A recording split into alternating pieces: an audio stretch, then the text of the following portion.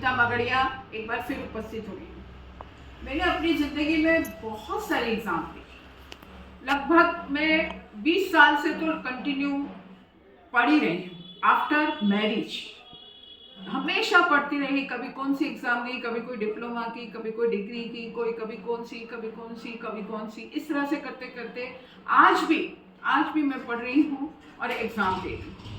तो मुझे एग्ज़ाम देते देते एग्ज़ाम देने का काफ़ी कुछ अनुभव हो गया है। वही अनुभव मैं आज आपके साथ शेयर कर रही हूँ, आपके साथ बांट रही हूँ, बता रही हूँ कि पेपर कैसे देना। अब बच्चे बहुत पढ़ते हैं, कुछ बच्चे बहुत पढ़ते हैं, दिन भर पढ़ते हैं, और उसके बाद भी क्या होता है, जब वो पेपर दे के आते हैं और पेपर देने के बाद जब उनका रिजल्ट आता है तो उतना अच्छा रिजल्ट नहीं आता है। क्यों? पढ़ाई खूब की, याद खूब था, लिखा बहुत, पर रिजल्ट नंबर देखो तो कम आए। क्यों आए? क्योंकि उन्होंने प्रॉपर मैनेजमेंट नहीं किया। कहाँ पर नहीं किया? पेपर देने का मतलब एग्जाम में जब हम पेपर लिखते हैं तो उसकी भी एक टेक्निक है। आप उस टेक्निक से अगर पेपर देंगे तो आपको मैक्सिमम मार्क्स मिलेंगे।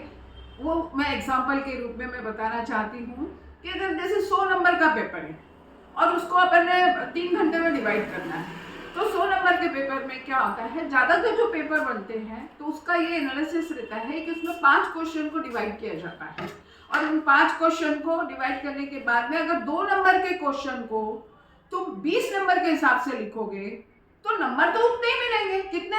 2।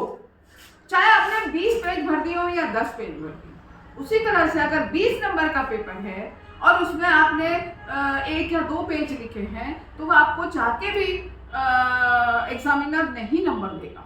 इसलिए कोशिश ये करें कि ज़्यादा से ज़्यादा पेपर को पहले पढ़ें, उसके बाद में जो आपको सबसे अच्छा आता है उसको लिखें, और उसके बाद में 2.5 घंटे में 5 क्वेश्चन करना है। इस तरह से आधे घंटे में 1 क्वेश्चन करना है।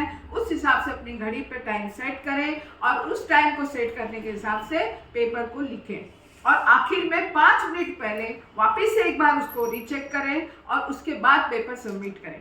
जल्दबाजी कुछ ना करें और कुछ छोड़ना नहीं है। 100 नंबर पे पेपर में अगर आप 80 नंबर का लिख के आएंगे तो आपको नंबर कितने में से मिलेंगे?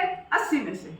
यही कारण है कि हमको जब 80 में से मिलेंगे तो 80 में से हमको कितने मिलेंगे? 50 मिलेंगे। 100 में का लिख के आएंगे तो हो सकता है हमको 70 मिल जाए।